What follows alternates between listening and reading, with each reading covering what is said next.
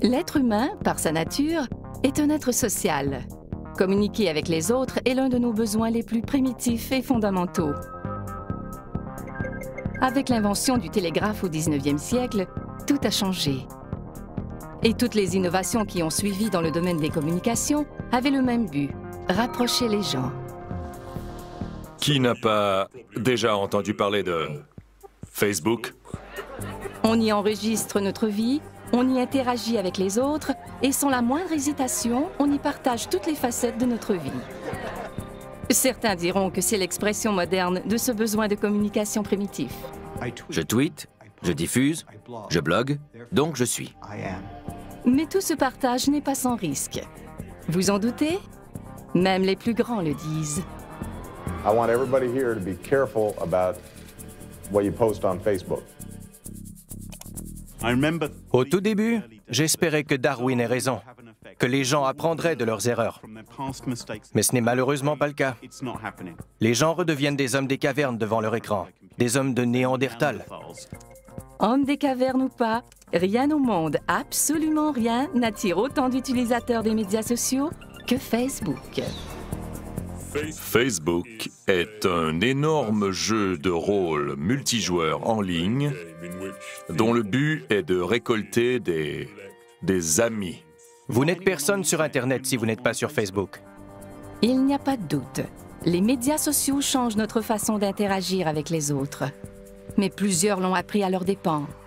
Le partage de tous ces renseignements personnels avec de purs inconnus a parfois des conséquences imprévisibles. Mais à quel point au juste? Demandez à vos enfants. Facebook est largement utilisé pour partager de l'information sur des événements à venir. Mariages, retrouvailles, concerts, et plus particulièrement des fêtes. Récemment, une jeune Allemande s'est servie de Facebook pour annoncer son 16e anniversaire à ses amis. Mais elle n'a pas vérifié ses paramètres de confidentialité et a envoyé une invitation à tous les utilisateurs de Facebook. Oups. Des milliers d'adolescents turbulents ont répondu à l'invitation. Les annonces publiques de la famille disant que la fête était annulée n'ont rien changé. La magie rassembleuse de Facebook avait fait son œuvre. From Facebook, she tells that there's a party right now here, but I don't get in. La jeune fêtée de 16 ans, Tessa, est restée introuvable. Elle s'était réfugiée chez ses grands-parents plus tôt dans la journée.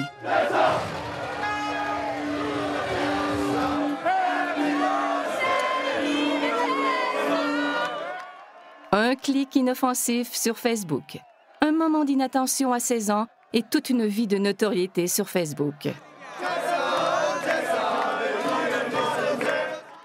Tessa a vite compris les conséquences d'une banale erreur sur Facebook. Mais ce n'est pas toujours le cas. D'autres n'en ont payé le prix que des années plus tard.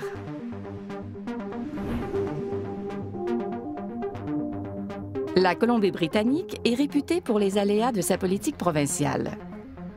Voici une de ses circonscriptions, la baie de Falls Creek de Vancouver, où se côtoient résidences et commerces.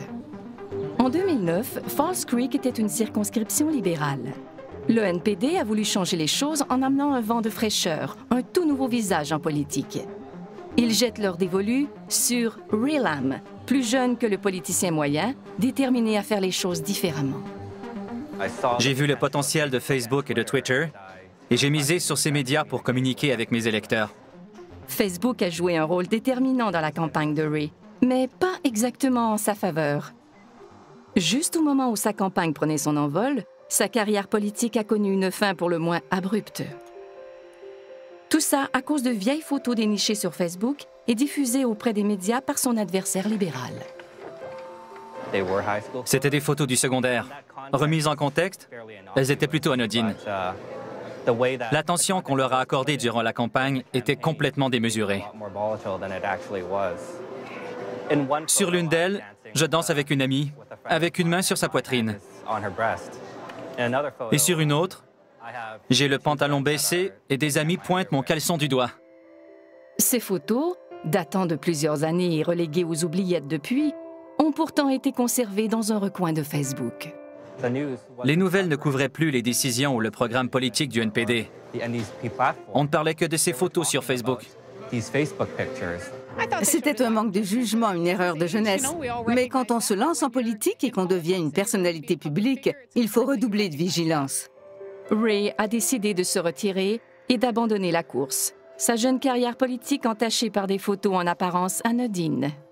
Pour Ray, c'est une belle occasion manquée et une injustice mémorable. Clive Thompson est journaliste pigiste.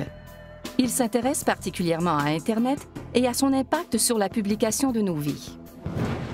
Avant, on pouvait passer l'éponge sur les choses dont on n'était pas particulièrement fier. Mais avec Facebook, ce n'est pas si simple. Il y aura toujours une photo pour nous rappeler telle ou telle idiotie. Elle ne s'efface pas au fil du temps. Facebook rend cette espèce de mémoire sociale pratiquement permanente, voire indélébile. Plus personne ne peut échapper à son passé. Tout ce que j'ai accompli depuis la fin du secondaire, mes études, mon expérience professionnelle et mon engagement au sein de la communauté, est nettement plus important que tout ce que j'ai pu faire pendant mes études secondaires. L'histoire de Ray soulève une question. Dans le futur, qui sera assez irréprochable pour prétendre à un siège au Parlement?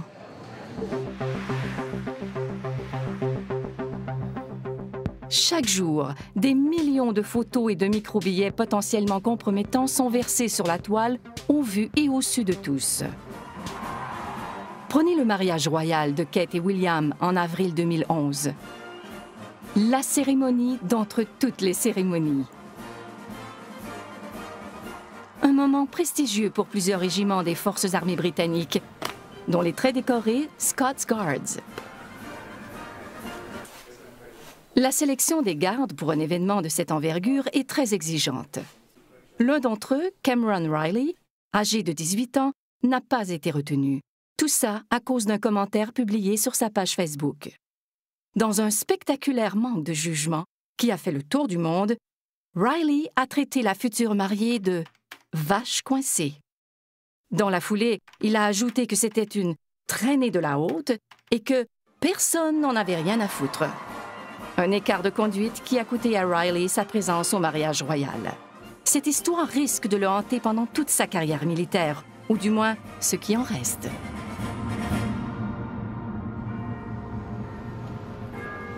Voici un autre Britannique qui aurait peut-être mieux fait de garder ses réflexions pour lui. Le comptable de 26 ans, Paul Chambers. L'homme a acheté un billet d'avion en partance d'un aéroport régional pour visiter sa copine à Belfast. 9 jours avant son départ, l'aéroport est paralysé par une tempête de neige. Chambers se permet alors d'envoyer une mise en garde amicale à l'aéroport dans un microbillet sur Twitter. Merde, l'aéroport Robin Hood est fermé. Vous avez 1 semaine pour rétablir la situation, sinon je fais sauter l'aéroport. Pas très futé, Monsieur Chambers. Le microbillet ayant été publié sur un réseau public, le personnel de l'aéroport a été alerté et ne l'a pas pris à la légère. Paul Chambers a été la première personne du Royaume-Uni accusée en vertu de la loi sur le terrorisme pour des menaces proférées sur Twitter. À cause de toute cette agitation, il a perdu son emploi comme directeur financier. Mais à quoi a-t-il pensé au juste? À en juger par ses actions, il y a de quoi se demander si ce type n'est pas complètement idiot. D'un autre côté, on vit à une époque où il faut apprendre à faire la distinction entre le monde réel, où seules les personnes dans la même pièce nous entendent, et le monde virtuel, où tout le monde entend ce qu'on dit. Apparemment, il n'a pas poussé la réflexion jusque-là. Au final, Paul Chambers a été condamné à une amende de 1 500 $ et a été banni de cet aéroport, à vie. Incorrigible, il réagit à sa condamnation dans un autre microbillet. Je remercie la couronne d'avoir tout fait pour ruiner la vie d'un citoyen ordinaire. J'adore la Grande-Bretagne. Et depuis quand devrait-on se méfier des lavoto-bénéfices?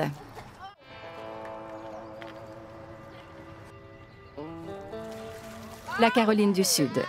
Un policier, en fonction, a fait laver son autopatrouille par des jeunes femmes en bikini. Inévitablement, la scène a été photographiée et les photos ont abouti sur Facebook. Mais ça n'a pas amusé le chef de police, qui y a vu une violation des règles sur l'utilisation des véhicules de police et une atteinte à la réputation du corps de police. L'agent en question a été congédié.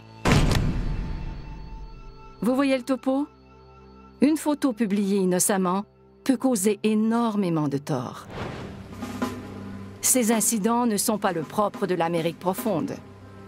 Ils touchent aussi la capitale nationale et des personnalités qui auraient tout intérêt à faire preuve de bon jugement dans leurs micro-billets. Mais il semble que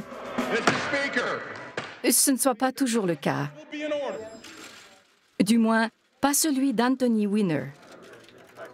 Ce membre du Congrès a appris à la dure que publier la photo de son membre viril était une erreur monumentale. I'm deeply ashamed of my terrible judgment and actions. Évidemment, il a été forcé de démissionner. Tout le monde s'est demandé à quoi il avait bien pu penser. La vérité, c'est que les gens ne réfléchissent pas toujours avant de publier un micro-billet sur Twitter ou une photo sur Facebook. Mais le risque est bien réel. Car on ne sait jamais qui sont nos amis. Ce petit coin de campagne anglaise est le théâtre d'une lutte continue, une lutte mondiale pour la protection des renseignements personnels. Dans ces installations ultramodernes bâties sur mesure, une entreprise du nom de Sophos intercepte des virus informatiques de toutes sortes. Son travail consiste à protéger certaines des plus grosses sociétés du monde et d'importants services gouvernementaux contre les cyberattaques. Chaque jour, Sophos voit les conséquences de la divulgation insouciante de renseignements personnels sur la toile. Graham Cluley y travaille comme conseiller en chef principal en technologie. Une partie de son travail consiste à surveiller de près Facebook. La plupart des gens ne comprennent pas que Facebook n'est pas désintéressé. C'est une entreprise. Ce n'est même pas gratuit. Si vous pensez que vous ne payez pas, détrompez-vous. Vous payez avec vos données. Vous divulguez des renseignements personnels que Facebook revend à des tiers comme n'importe quelle marchandise. Vous êtes le produit en vente sur Facebook. Vous êtes le produit. Vous et votre date de naissance, ce que vous aimez ou non, votre adresse de courriel, vos préférences et vos passe-temps. Sophos soupçonne les utilisateurs en général de divulguer leurs renseignements personnels beaucoup trop facilement. Pour le prouver, l'entreprise a créé la page Facebook d'une grenouille en plastique et a invité 200 inconnus à devenir ses amis. Près de la moitié de l'échantillon a accepté et partagé sans hésiter ses renseignements personnels avec Freddy la grenouille. Leur nom, la liste de leurs amis, leur formation et ainsi de suite. Le problème global, c'est que les gens n'ont pas l'air de comprendre que les renseignements personnels ne sont pas personnels pour rien. Une fois qu'ils sont sur Internet, c'est impossible de les supprimer. Ils sont là à jamais. Un point, c'est tout. Ils ne vous appartiennent plus et d'autres peuvent se les approprier. C'est une pratique courante. Les pirates et les fraudeurs informatiques volent l'identité de personnes pour les arnaquer ensuite, et les médias sociaux n'y échappent pas. C'est vrai pour toutes les innovations technologiques de l'histoire. Les criminels sont toujours parmi les premiers à se les approprier. Ils y voient un nouveau moyen de s'infiltrer dans la vie des gens pour mieux les duper. Avec les courriels, sont venus les courriels frauduleux. Et l'histoire se répète avec Facebook.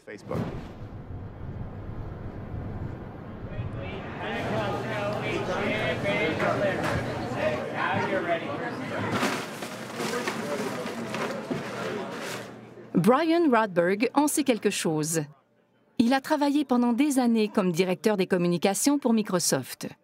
En 2009, sa page Facebook a été prise d'assaut par un pirate informatique professionnel. Ma fille faisait ses devoirs dans le séjour.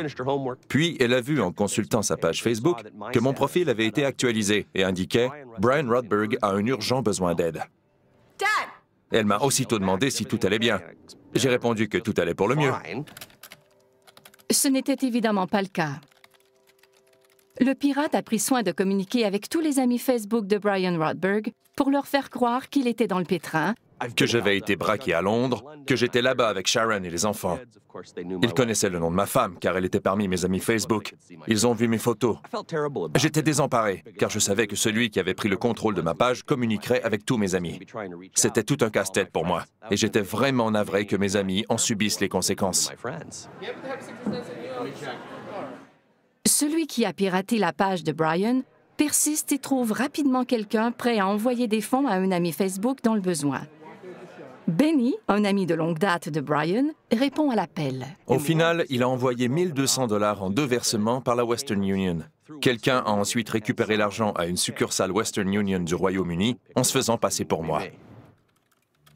Ces fraudes de type « cri du cœur » remontent au règne d'Élisabeth Ier il y a des siècles.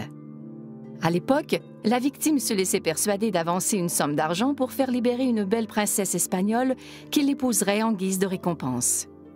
La technique, dite de la prisonnière espagnole, continue d'être utilisée 400 ans plus tard par les descendants de ces escrocs qui sévissent sur Facebook. Facebook est le terreau le plus fertile de cybercriminels sur tout l'Internet. Il y a plus de crimes, de pourriels et de logiciels malveillants sur Facebook que n'importe où ailleurs. Facebook est le site idéal pour percer dans le monde de la cybercriminalité. Au retour, le crime sur Facebook a un visage, accessible à tous. Des criminels et des voleurs vont jusqu'à prendre des photos d'eux-mêmes sur le lieu du crime, avec l'argent volé dans les mains, et à les publier sur Facebook.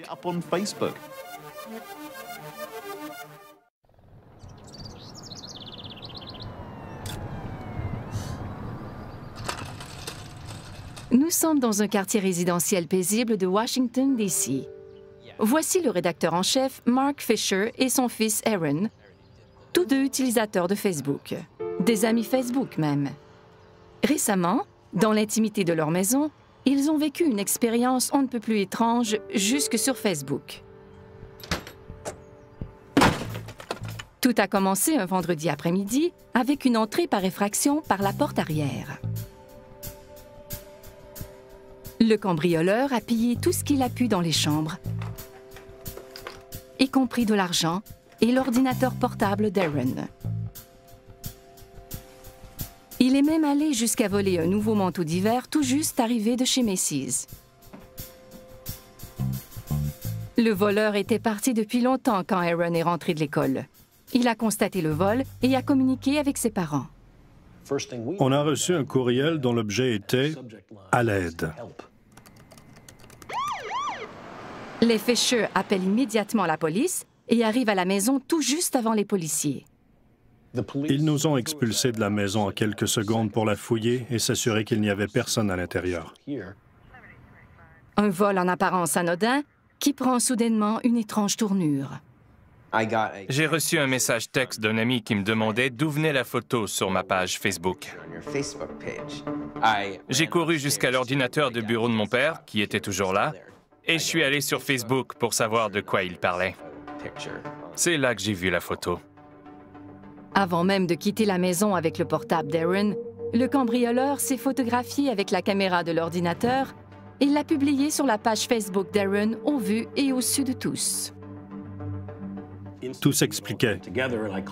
J'ai fait monter un des policiers dans mon bureau. Je lui ai montré la photo et je lui ai dit que c'était notre homme.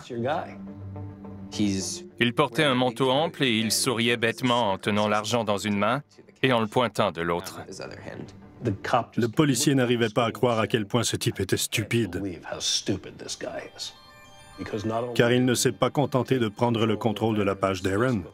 Après avoir mis fin à sa session, il a accédé à son propre compte Facebook depuis le même ordinateur volé.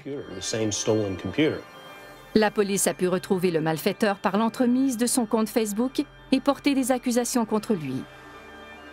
Rodney King, 19 ans, a plaidé coupable et a été condamné à une peine d'emprisonnement. On ignore s'il continue de mettre à jour sa page Facebook. Le problème, c'est que les gens ne cherchent pas à savoir si ce qu'ils font aujourd'hui est idiot ou risque de les faire passer pour des idiots dans un an. C'est particulièrement vrai chez les jeunes. dont la personnalité change très rapidement. La personne qu'on était à 19 ans peut être complètement différente de celle qu'on est devenue 2 ans plus tard. Le problème avec Facebook, c'est qu'on publie une photo qu'on trouve très drôle sur le coup. Mais 2 ans plus tard, tandis qu'on se cherche un emploi, un employeur potentiel peut l'avoir en se renseignant sur nous. Cette photo idiote est encore là, et elle est toujours aussi idiote 4 ans plus tard.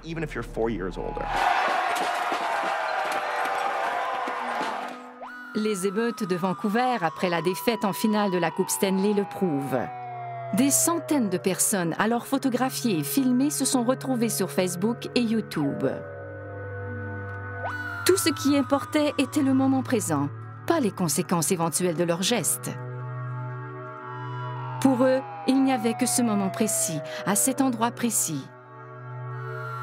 Ce qui, à l'ère des médias sociaux, n'est évidemment pas le cas.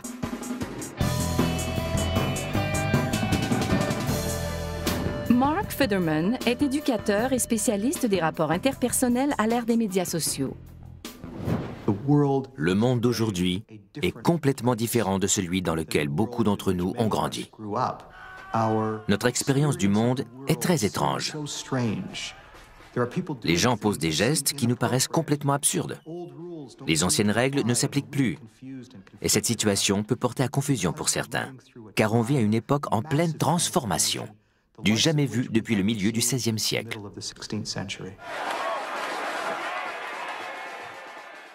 Un flux ininterrompu d'images et de sons de cette nuit d'émeute à Vancouver a été mis en ligne instantanément. Le village global créé par les médias sociaux est ouvert à tous, mais pas toujours pour le mieux. On est tous interreliés. Tout ce qu'on fait se répercute sur les autres. On peut avoir une influence sur de parfaits inconnus, dans les coins les plus reculés du monde. D'où l'importance pour chacun de comprendre que ce qu'on fait ici a un impact ailleurs. Car il n'y a plus d'ailleurs. Il n'y a qu'ici. Et en ligne, ici, c'est partout. Et maintenant, c'est pour l'éternité. Au lendemain des émeutes de Vancouver, une nouvelle page Facebook a été créée dans le but d'identifier les casseurs sur les photos disponibles, de mettre un nom sur ces visages pour les humilier publiquement dans une sorte de lynchage en ligne. Le site déborde néanmoins de photos de casseurs qui ne s'attendaient certainement pas à faire le tour du monde. Dans la réalité, quand on dit ou fait quelque chose, seules les personnes de notre entourage immédiat en ont connaissance, sauf exception. Sur Facebook, toutes les personnes qui ont accès à votre profil savent ce que vous avez dit ou fait, y compris les personnes que vous avez oubliées, dont vous avez accepté la demande d'amitié il y a 1 an ou 2. Les amis de vos amis le sauront peut-être aussi, sans compter ceux qui copieront et colleront vos publications pour les transmettre à d'autres que vous pouvez à peine imaginer. Mais cela échappe encore à de nombreux utilisateurs de Facebook. Des photos comme celle-ci peuvent porter à confusion. Qui est vraiment un casseur et qui n'en est pas un? La réalité est parfois tout autre que ce que Facebook suggère. Les cantons de l'Est sont situés à un peu plus d'1 heure de route de Montréal. Ici, à Cowansville, se joue une lutte entre David et Goliath. Voici Nathalie Blanchard et son avocat, Tom Lanvin. Au palais de justice local, ils se préparent à affronter l'une des plus grandes compagnies d'assurance nord-américaines. En 2009, Nathalie reçoit un diagnostic de dépression clinique. La compagnie d'assurance de son employeur, Manuvie, verse des prestations à Nathalie tandis qu'elle s'efforce de prendre du mieux. Mon médecin m'a conseillé de sortir le plus possible, de continuer à voir mes amis, d'aller au restaurant et de sortir. Bref, de faire ce que je voulais. Dans le cadre de son traitement, en plus de continuer à voir ses amis, le médecin recommande à Nathalie de faire un voyage.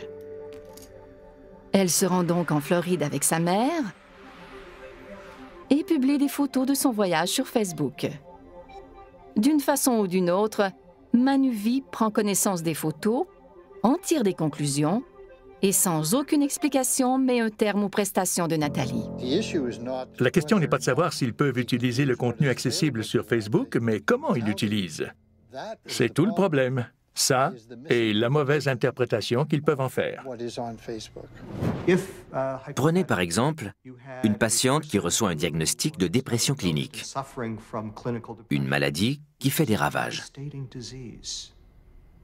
Un parent de cette personne l'invite en voyage pour changer le mal de place et elle publie une photo de son voyage sur Facebook. Des enquêteurs ne peuvent pas conclure pour autant qu'elle a commis une fraude et mettre un terme à ses prestations. C'est absolument insensé. J'ai mis cette photo sur Facebook seulement pour cacher ma dépression. Je ne me suis pas demandé qui la verrait. Je voulais juste que les gens pensent que tout allait bien dans ma vie. Privée de ses prestations, Nathalie perd sa cote de crédit et finalement sa maison. Vous vous rappelez peut-être ce vieux cliché d'un homme en arrêt de travail pour des maux de dos ou quelque chose du genre, qui se fait surprendre en train de tondre son gazon par un inspecteur caché derrière une haie avec un appareil photo. Eh bien, on n'en est plus là, mais on a Facebook. C'est du pareil au même. C'est la même chose, mais ça facilite encore plus le travail aux compagnies d'assurance. Personne ne peut évaluer la condition médicale ou psychologique d'une personne en se fondant sur une photo hors contexte sur Facebook. La cause de Nathalie a finalement fait l'objet d'un règlement à l'amiable en janvier 2012, annulant le procès attendu par des enquêteurs d'assurance, des experts en protection de la vie privée et des avocats en droit du travail de partout dans le monde. Au retour, une histoire d'amour. L'histoire de deux parfaits inconnus et d'une soirée sur Facebook qui a tout changé. Facebook est reconnu pour créer des liens. Alors, que diriez-vous d'une histoire d'amour née dans cette maison près de Fort Lauderdale, en Floride? Voici deux personnes qui ont beaucoup en commun, y compris quelque chose de plutôt inattendu. Je m'appelle Kelly Hildebrandt. Je m'appelle Kelly Hildebrandt. K-L-L Hildebrandt. H-I-L-D-E-B-R-A-N. D-T. How many pancakes do you want? Pour Kelly Hildebrandt et Kelly Hildebrandt, la vie à deux a commencé sur Facebook. Tout a commencé un soir où je m'ennuyais. Il était tard et j'ai voulu consulter ma page Facebook. J'ai saisi mon nom dans le champ de recherche et il est apparu sur mon écran. J'ai été étonnée de voir qu'une autre personne s'appelait Kelly Hildebrandt et que c'était un gars. Alors je lui ai envoyé un message. Elle m'a salué en me disant qu'on avait le même nom. Peu de temps après, j'étais dans un vol vers la Floride pour rencontrer l'autre Kelly Hildebrandt.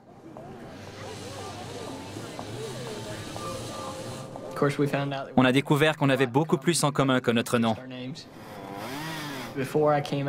Avant de la rencontrer, j'ai dit à mon pasteur que si elle était la même en personne qu'au téléphone, c'était la bonne.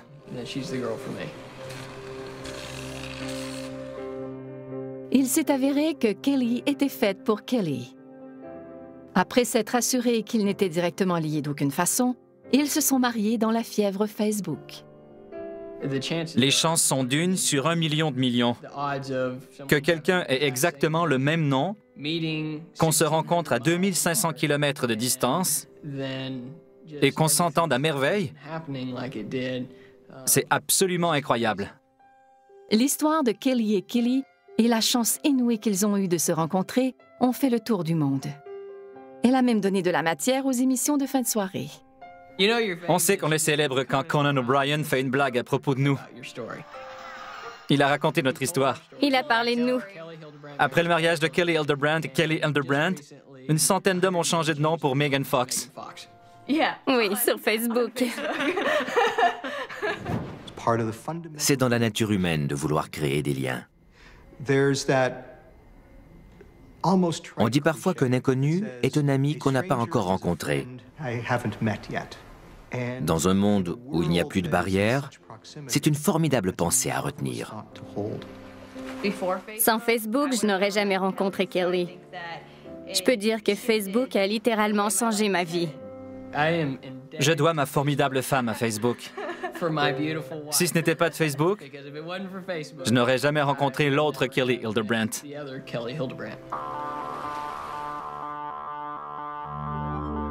Certains utilisateurs voient l'indication de leur état civil sur Facebook comme une brillante idée qui permet de savoir rapidement qui est libre et qui ne l'est pas. Mais Facebook est capable du meilleur comme du pire.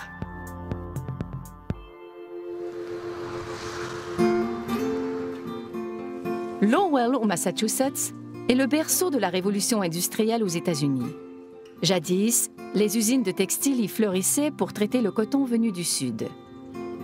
Ces usines sont aujourd'hui fermées et Lowell tente de se redéfinir depuis quelques années.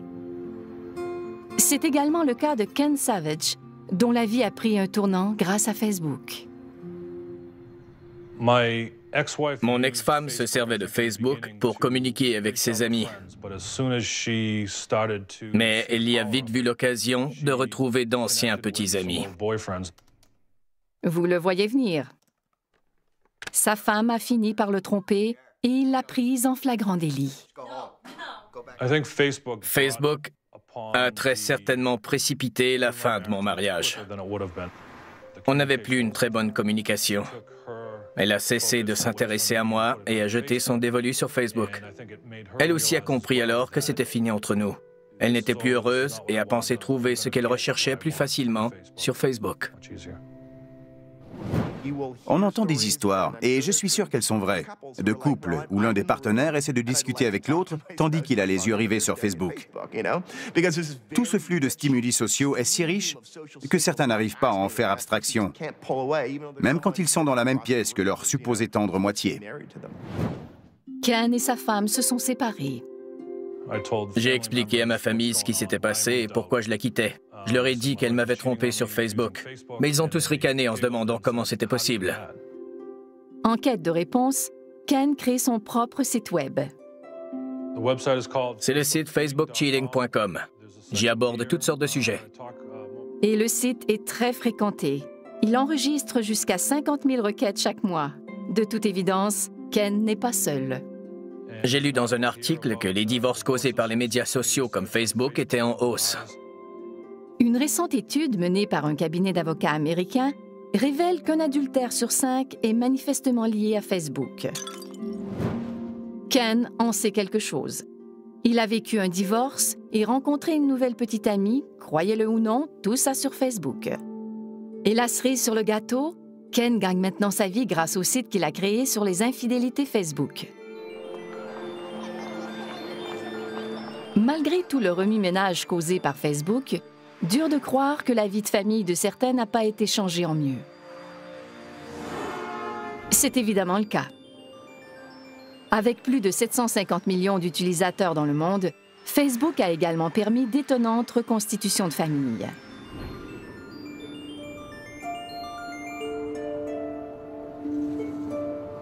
Dans cette maison d'un quartier paisible de Regina, vit un homme qui a tenté de répondre à une question fondamentale toute sa vie. Je n'ai jamais eu le bras de mon père autour des épaules. Je n'ai jamais connu mon père. Voici Jim Toth, éducateur, artiste, grand voyageur et ancien magicien. Les parents de Jim se sont séparés alors qu'il était très jeune, trop jeune pour qu'il se souvienne de son père. Bien qu'il ait eu un beau-père, l'identité de son père biologique a été un secret de famille pendant des décennies. J'ai fait des recherches généalogiques. J'ai consulté les archives de la Saskatchewan. Je me suis même renseigné auprès des Mormons pour essayer d'en savoir plus sur mes origines, mais en vain.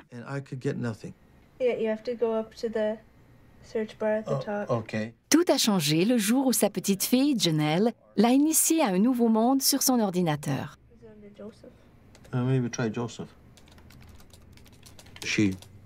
Elle est tombée sur Facebook en effectuant une recherche. Je lui ai demandé si on pouvait vraiment retrouver des gens avec ça. Elle m'a dit oui, alors je lui ai demandé de m'aider. Et le nom Porcolab a donné un résultat, avec une minuscule photo. J'ai été très surpris. Je ne m'attendais pas à ça. C'est la première fois que j'avais une réponse positive. J'avais la photo sous les yeux. J'ai découvert que c'était mon demi-neveu. Et c'est ainsi que j'ai retrouvé mon demi-frère, d'un seul clic. Plus d'un demi-siècle de recherche résolue en quelques minutes sur Facebook. Bonjour, Jim. J'ignore par où commencer, mais ton père était mon grand-père. À ce moment précis, j'ai établi la connexion que j'attendais depuis 50 ans. Et mon père était son grand-père. J'avais réussi, après 50 ans de recherche. Et c'est grâce à Facebook que j'ai établi cette connexion. Ce genre de retrouvailles, qui n'auraient sans doute jamais pu avoir lieu dans le passé, se produisent au quotidien de nos jours. C'est le beau côté de la médaille. C'est pourquoi les utilisateurs, malgré leurs mauvaises expériences, retournent sur Facebook, parce que la magie de Facebook continue d'opérer. Jim a rencontré les membres de sa famille cet été-là. Ce qui était perdu a été retrouvé, grâce à Facebook. Au retour, Facebook pourrait-il faire des pierres tombales et des cimetières des reliques du passé?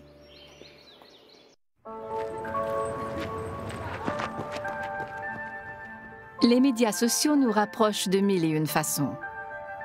Les nouvelles générations d'internautes ne peuvent imaginer la vie sans messages textes, microbillets et pages Facebook. Et pour leurs prédécesseurs, Facebook soulève d'intéressantes questions sur ce qu'on laisse derrière nous. Nous sommes à Abney Park, un immense cimetière victorien de Londres. Des milliers de personnes sont enterrées ici, mais on ignore tout de ce qu'elles étaient dans la vie, de leur apparence, de leurs amis, de leurs amours. Elaine Casket est psychologue à l'Université de Londres. Elle a mené une étude sur notre façon de porter le deuil de nos proches. Les énormes cimetières de la période victorienne reflétaient la société de l'époque.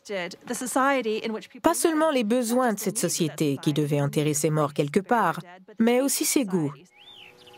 Que nous révèlent les inscriptions sur le granit ou la pierre froide?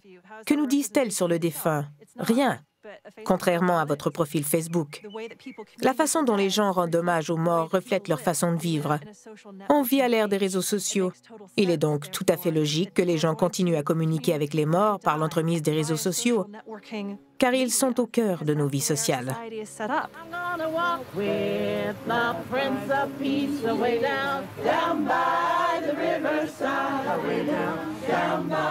La famille et les amis de Wilma Jones sont réunis pour lui rendre un dernier hommage.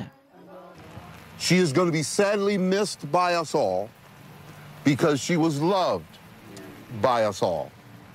Wilma était une utilisatrice de Facebook. Après sa mort en 2010, sa page est restée active et ses amis ont continué à y publier des messages.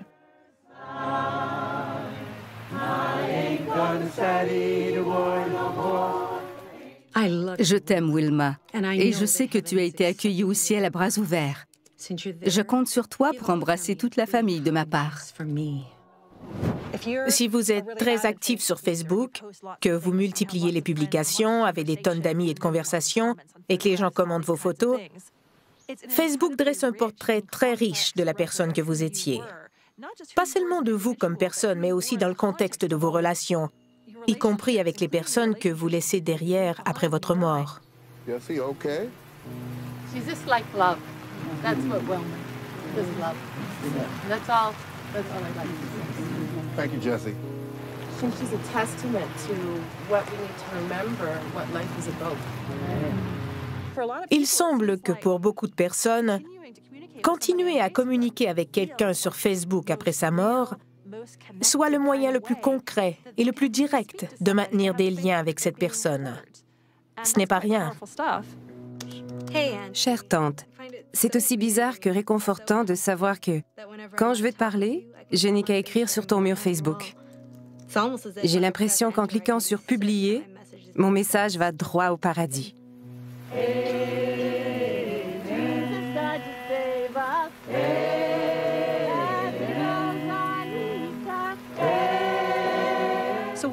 On commence à se demander si, dans le futur, Il y aura encore de la place pour des stèles funéraires, comme celle qui m'entoure aujourd'hui.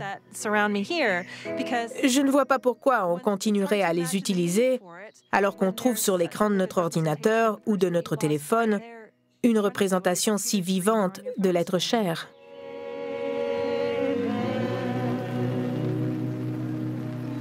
Thank you, everybody.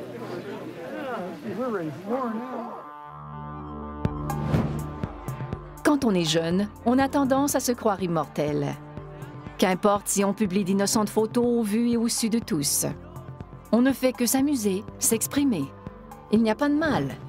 Hélas, pas pour Ray Lam, ni pour Nathalie Blanchard, Paul Chambers, Cameron Riley, Anthony Weiner et les milliers d'émeutiers de Vancouver. La liste continue de s'allonger partout dans le monde, alors que des gens perdent chaque jour leur réputation à cause des médias sociaux. Si vous n'êtes pas prêt à descendre sur la place publique avec un porte-voix pour raconter haut et fort votre vie privée, ne la publiez pas sur Internet. Si vous ne voulez pas l'étaler en public, n'en parlez pas sur Internet. Vous faites confiance à une société pour garder vos renseignements personnels secrets, mais ce n'est pas exactement dans sa philosophie d'entreprise. Et quelle que soit la philosophie de Facebook, ça fonctionne. Il ne tient qu'à nous de nous y adapter. Exister en ligne, partiellement en ligne et partiellement hors ligne, créera toujours des tensions entre les deux mondes. Mais d'autres sites surpasseront un jour Facebook. La prochaine génération de médias sociaux nous envahira avant même qu'on le sache. Et un jour, Facebook et Twitter nous paraîtront aussi désuets que le télégraphe. Facebook et Twitter ne sont pas les moteurs des changements sociaux, mais ils agissent comme courroies de transmission. Ils accélèrent les changements qui se dessinent aujourd'hui, mais qui pourraient prendre 150 ans à se réaliser pleinement. Et au bout de l'aventure, le monde sera complètement métamorphosé.